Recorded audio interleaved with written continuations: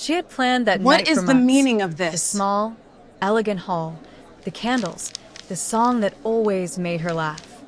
Lillian had put on the dress that made her shoulders feel slim and sure, the crown that made her laugh like a girl who still believed in fairy tales. Friends and family had gathered. Someone had praised how the lights fell on her hair. It should have been one of the best evenings of her life. Instead, it became the night the world she knew closed like a trapdoor beneath her feet. Nobody in the room could pretend they didn't see it. Vivian arrived late, calm and unmistakable, wearing Lillian's favorite earrings, the ones their late grandmother had given her, and a dress that hugged the shape of what she was carrying. She stepped into the center of the room like a woman who expected applause. Behind her came Eric, not ashamed, not apologetic, but steady and resolute, the man Lillian had pictured standing beside her for the rest of her life. Then Vivian smiled and announced, in a voice like silk over steel, that she was pregnant and that she and Eric were getting married. The hall went quiet as though someone had put a hand over its mouth. For a moment Lillian was suspended, a photograph pinned mid-motion. Her crown sat slightly crooked on her head. Mascara blurred under her eyes. She looked first to her mother, hoping for the small, fierce motion of protection that mothers sometimes make, a hand reaching, a face tightening, a look that says, "Not on my watch." Instead, her mother adjusted her pearls and looked away. The very woman Lillian had trusted to stand up for her chose decorum over her daughter's heart. In that still, crystalline second, everything shifted. Then something inside her quietly, irrevocably, broke. She did not scream. She did not plead. She stepped back, lifted the hem of her dress a little, slipped off her heels, and walked, barefoot, out of the hall. There were no dramatic goodbyes. No one chased her. Her friends froze. Her fiancé did not call after her. Her sister, the woman who had taken what Lillian had been building her whole life toward, did not run to stop her. That moment alone, walking out on bare feet across cool marble and into the night, was a small, violent severing of everything Lillian had been. She left with nothing but the dress on the passenger seat and an ache that felt like a map of all the places she no longer wanted to go. What came next was not some scripted revenge. It was slow, stubborn work, the kind that makes you learn how to be awake for yourself. Lillian traded the choreography of other people's expectations for the messy, private business of learning what she loved. She painted. She traveled. She learned to call a place home not because it matched a family photo, but because it let her breathe. The seaside town she drifted to was less a destination than a small, stubborn sanctuary. She found a studio above a surf shop, a room with a window that always smelled faintly of salt and coffee, and she learned to live by the rhythm of tides instead of invitations. There, with calloused fingers and a palette that looked like the inside of a storm, Lillian gave herself permission to make things that did not please anyone but her. 6 months after she'd walked away, the ribbon was cut on the Marie Gallery, her little seaside art studio grown up enough to hang signs and accept strangers. The walls were full of storms and rebirths, faceless sisters and women walking alone into oceans and coming back different. She didn't seek headlines. When reporters arrived, asking for names and late-night dramatics, she declined. The gallery had no plaque with her full name, only a small corner signature, LG. It was intentional. She wanted the work to outlast the story. The canvases carried what words could not. The way grief could be translated into color, the way a horizon could promise more than an ending. Lillian used the space not just to sell paintings but to hold workshops for teenage girls who were told they were too much or not enough, and she quietly set up a scholarship in her father's name for young artists who needed a chance. Building a life, she discovered, included lifting other people when you could. And then there was Nate. He arrived not as a rescue or a headline but as the odd, steady presence at the corner table of the cafe, where she sketchbooked and drank too strong coffee. He listened in ways people rarely do anymore, not looking for an opening to speak, but for the space to let her finish a sentence. He made no dramatic promises. He made small, private gestures, a borrowed scarf left on a chair, a book with a note tucked inside, a kindness that felt more like patience than calculation. When Lillian pulled back, When the past snapped at the edges of her calm, he did not try to fix her in a flurry. He simply left a canvas at her door, one of her own sketches augmented by someone who had seen and understood the piece differently, with a note that read, "Even storms can carry us somewhere better." She clutched it and felt, for the first time in a long while, a heartbeat that was curiosity and not fear. They did not fall in love the way novels promise. They fell into a companionable rhythm, mornings that smelled of coffee and salt, afternoons of work side by side, her with a brush, him with a laptop and a lazy mug of coffee, evenings of quiet conversations that didn't demand a performance. There were no glossy declarations, no need to perform tenderness for anyone watching. In the small villa framed by olive trees and jasmine, their life grew up in simple increments, a shared grocery list, a borrowed coat on a chilly morning, hands that found each other in the dark without announcing the finding. Their love was steady because it was ordinary. It was the kind that deepened precisely because it did not require ceremony to prove itself. People will imagine that a billionaire's life is all headlines and fanfare. That was never how Nate chose it. He didn't wave riches like a flag. He showed up as a man who refused to be performative about what mattered. He didn't pester Lillian with questions about the past. He left room for her to choose when to tell the stories that were hers to tell. When the world slowly noticed, when the gallery opening drew gentle attention and a few questions about how LG had rebuilt herself, he remained at her side the way he had always been, quiet, unflashy, present. It was a kind of wealth Lillian had not expected to cherish, emotional steadiness, a refusal to weaponize her pain, and a daily practice of showing up. In that quiet life they made, she learned to measure her days by small, human things. They ran workshops together. He sat at the back while she led, content to see young artists find their voices. They planted herbs that grew stubborn and aromatic in the villa's tiny yard. On slow afternoons, they'd walk the beaches where she'd first found herself, and he would listen as she read the letters she'd written to her younger self, notes of forgiveness and instruction that had once felt like tiny, impossible bridges. On her 30th birthday, she stood barefoot on the same sand where she had once fled and read that letter aloud. You were never too soft. You were never too trusting. You were never a fool for believing in love. It was a ritual of reclamation, a promise that she was not defined by the hands that had let go. Their wedding, when it came, was not an announcement designed to shock the people she had left behind. It was small, an intimate afternoon in a chapel perched on the Amalfi Coast where sunlight fell through simple windows like a benediction. Lillian wore linen. The dress was plain and moved with the sea breeze.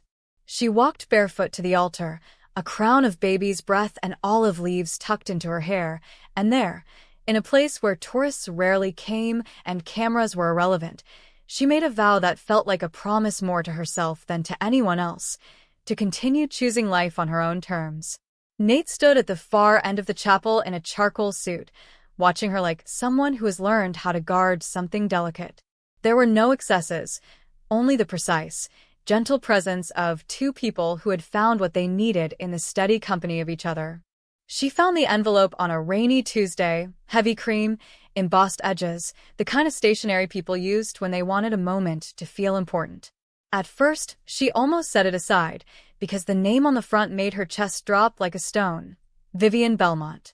For a second, she let the paper sit with the kettle, watched the steam blur the window, and then she opened it with hands that did not tremble as much as she expected. Inside was the formal invitation. Vivian's 32nd birthday at the Belmont house, black tie, 7 p.m., followed by dinner and dancing. The line that stopped her, and would shape the next few days of her life, was nothing extravagant, an aside really. We hope you will join us. It could have been the kind of invite she would have burned in the sink and laughed at with wine and defeat. For months, for years, people expected performative fury from her, an operatic return, a viral humiliation, some cinematic unmasking with spotlights and vindication. But the invitation arrived at a quieter hour, when the sea outside her windows was a monologue of small waves, and the reaction she felt was not a feverish need for revenge. She felt instead the slow, surprising thrum of curiosity and that cooler, firmer thing. dignity. How had she arrived at the place where an invitation from the family who had once made her bleeding heart into a sideshow would be a question of choice and not compulsion? She read the card 3 times. Each time the words sat differently. On the first pass, she pictured the hall and the cracked crown on the passenger seat of her car, the way the ceiling had seemed to vault like a trapdoor when Vivian announced the pregnancy. On the second pass, she measured the distance she had walked since then. The gallery sign she'd painted with her own hand, the charity workshops, the mornings that now began with coffee and the smell of turpentine instead of panic. On the third pass, she folded the card and tucked it into the back pocket of an old journal where she kept notes she could not bear to show anyone. It was not spite that put it there. It was a test she set for herself. Would she allow that old life to push its way back in, or would she walk into the room according to a script she had written for herself? She told Nate about the invitation that evening over a chipped mug, while rain tapped like a metronome on the windowsill. He listened with the particular steadiness he wore like an unflashy coat. He asked the questions that mattered. Do you want to go? Will you be safe? He did not say, you must go. He did not say, you must not. He offered instead a small, honest suggestion. If you're going, go for you. Not to fix them. Not to punish them. Go so nobody, not even yourself, can tell you who you are anymore. His words were the kind that rearranged a room. They made the choice hers in the cleanest way possible. Deciding to attend was not an easy trajectory of bravado. There was strategy to it, not as a scheme but as a personal armor. She chose a dress that read like architecture. Simple lines, no gems, color like new leaves. She told herself she would wear no crown, no apologies, and most importantly, no fury she did not own. She closed her social accounts for the night. She asked Nate to accompany her, not as bodyguard or spectacle, but as the person whose presence made the world feel less sharp and more home. I don't want them to think this is about show, she told him. I want them to meet the woman I've become. He kissed the back of her hand and said, then let them. On the drive to Belmont House, the air smelled of wet asphalt and orange blossoms. They pulled up under the arched driveway where lanterns burned soft and warm, and Lillian, who had once run away barefoot, smoothed the simple linen of her dress and breathed as if for a stage performance that would not belong to anyone but her. Nate's hand was steady at the small of her back, a physical punctuation that kept her from toppling into old reflexes. He did not hover or draw attention. He adjusted his cuff and offered her a small, private smile that said, without fanfare, you are safe to be yourself. They entered through the side door so they would not be part of the initial spectacle. There was no intention to dramatize their arrival. The foyer of Belmont House smelled of citrus and old wood. The chandeliers threw soft pools of light across Persian rugs. People glanced up as the door opened, and the low buzz of conversation stilled the way a tide quiets when it meets an unexpected rock. No one shouted. No one rushed. The room registered them the way a visitor registers sunlight, a small, decisive illumination. Heads turned. Phone cameras flicked like moths. There were a few pinched faces, the kind that try to remember what they're supposed to feel, but there were also polite smiles, practiced and thin, that slid over questions. Lillian felt the familiar knot that had once been Fury Titan, but it was thinner now, less jagged. Instead, there was an odd kind of relief, like arriving at the library after a noisy street and being allowed to sit. She noticed small things that had escaped her in the years of chaos. The way Vivian's hair was the same shade as the dress she'd stolen, the way certain women clustered in conversation about shoes and investments, the neat, curated distance of people who had never been asked what they needed. For all the elegant facades, there was a brittle quality to the arrangement.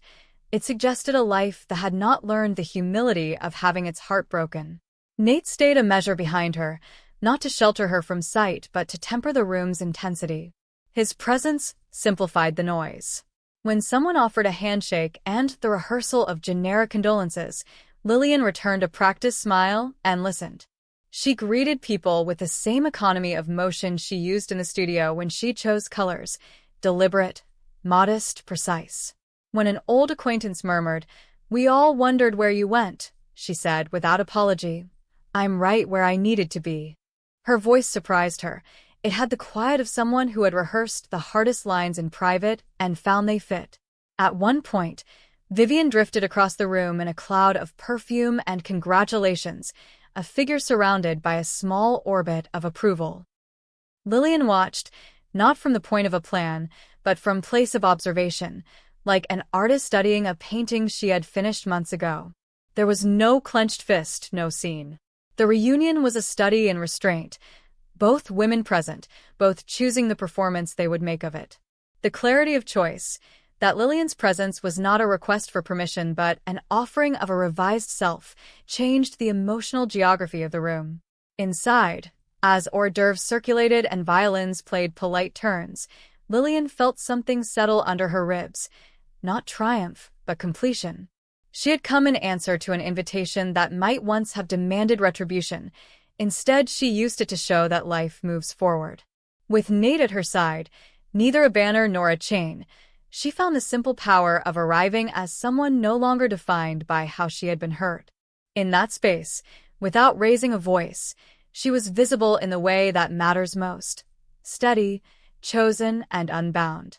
The evening would hold other moments, and perhaps later there would be hard conversations and vulnerable reckonings. But in those first minutes, in the polished, citrus-scented hush of Belmont House, as the chandeliers threw light across her dress and the music folded gently around her, Lillian's return read like a private truth made public. She had not come to punish. She had not come to win. She had come to be herself in a room that had once decided who she must be. That, she thought as she accepted a glass of water and let the music fill the spaces between words, would have to be enough. The room held its breath, and then the breath came out in pieces, a clink of a glass, a wardrobe rustle, a polite clearing of throats. People had come to Vivian's birthday to celebrate, but now they found themselves watching an older, quieter kind of scene, a reckoning without fireworks. Lillian stood near the periphery, the soft linen of her dress draped like an armor that refused to glint. Nate stayed a half step behind her, a steady presence that she did not need to explain. The music thinned into polite background noise, and one by one, the people who had once been the center of her world drifted close with the awkward, rehearsed moves of those who have to improvise sincerity. Vivian approached first. Her smile had that practiced, social salon polish. It didn't quite reach her eyes. "Lillian," she said, voice small in the way that people use when they're learning to be humble. I'm so sorry. I never meant for you to get hurt." She touched Lillian's arm as if touching could stitch anything back together. There was a tremor there that might have been remorse, or might have been the strain of performing it in public. Lillian felt the hand, registered the warmth, and felt something else, the memory of the hall where a crown had been unwittingly shoved off a head. The gesture was the same and yet not. It was a mimicry of care more than a surrender to truth. Lillian listened, not with the animal fury of the woman she had been the night she slipped out barefoot, and not with a theatrical, dagger-ready posture either. She had rehearsed how she might speak, in the kitchen of her villa and on the walks to the gallery, and found that most of those rehearsed lines were not hers anymore. When she spoke, her voice was level and quiet enough that people had to lean in to hear. "Thank you," she said to Vivian. "I accept that you're sorry." The words landed with an odd, surprising lightness, not because the past no longer stung, but because she had decided she did not want to carry that anger like luggage any longer. Her mother stepped forward after that, pearls glinting, as if they were trying to apologize on their own. "We made mistakes," her mother said, hands trembling in a way that tried to invoke sincerity. "We should have," but the sentence dissolved in the air because Lillian did not want an explanation that would sound like pleading. She had learned to hear excuses and count them like grains of sand. "I hear you," she told her mother. "But forgiveness is not the same as forgetting." She watched her mother's face, a map of old comforts and new small regrets, and realized she was speaking to protect herself from an endless loop of justification rather than to elicit absolution from anyone else.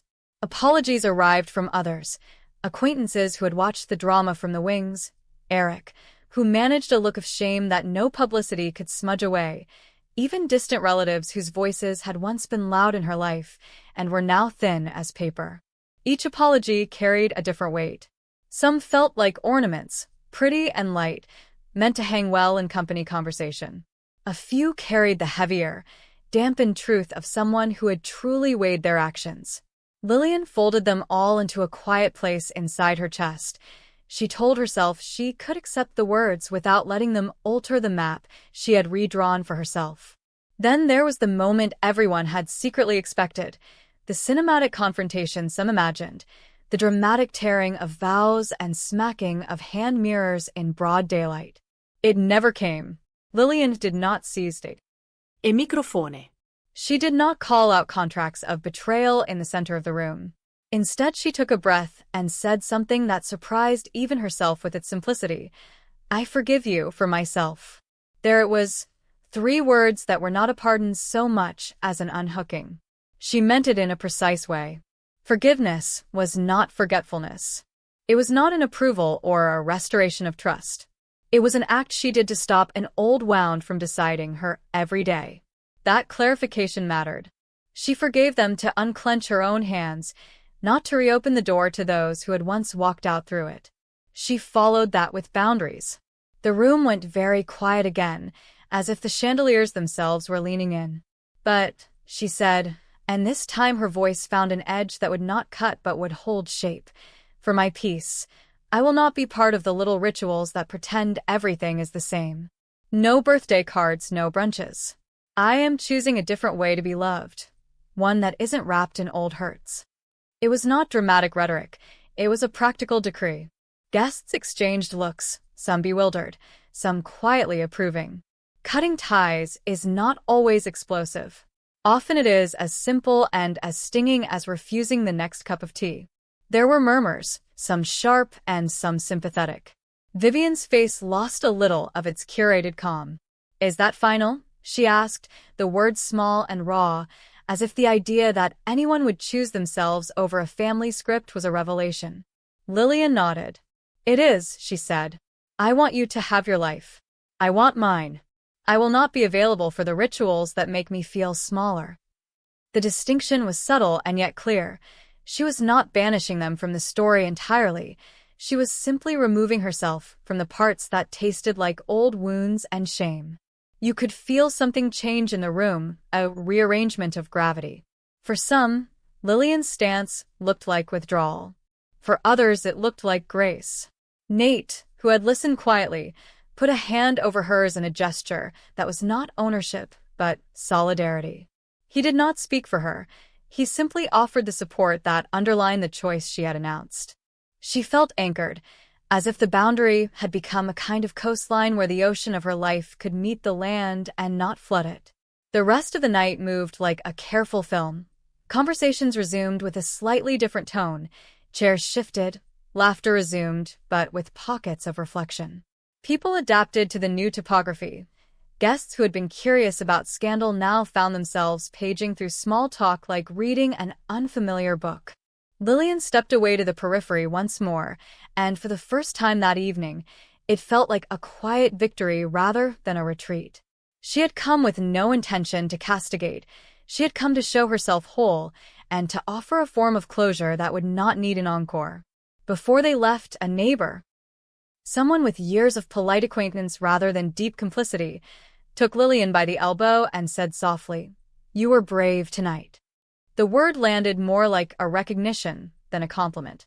Lillian thought of the nights alone in the studio, the mornings when she had reinforced the small rituals of self-care, the decision to make art instead of headlines. Bravery, she realized, had been quieter than anyone expected. It had been persistent, not performative.